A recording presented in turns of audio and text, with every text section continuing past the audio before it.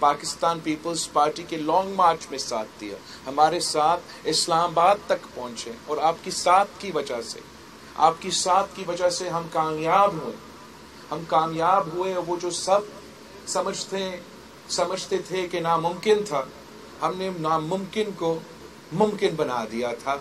और उस नाजायज, नाअहल, नालायक वज़ीर आज़म को जो आप पे मुसल्लत किया गया था, जो पाकिस्तान पे मुसल्लत किया गया था, जिसकी वजह से पाकिस्तान में ना सिर्फ मुआशी बहरान, जमहूरी आइनी बहरान, मगर खारजा सतह पे खारजा बहरान भी पैदा किया गया था।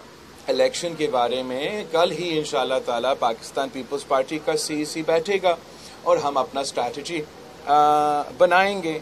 मेरा ख्याल में इलेक्शंस होने चाहिए, जल्द से जल्द होने चाहिए। बड़े अजीब बात है कि एक जमात जो है वो खुद तो इलेक्शन डेट ऐलान कर रहे हैं, वो कह रहे हैं कि फरवरी में इलेक्शन है ना। अब मुझे नहीं पता कि इलेक्शंस है, आपको नहीं पता कि इलेक्शंस कब है, इलेक्शन कमिश्नर साहब को नहीं पता कि इलेक्शंस कब है, मगर उस जमात को पहले से पता है कि इलेक्शन डेट क्या है।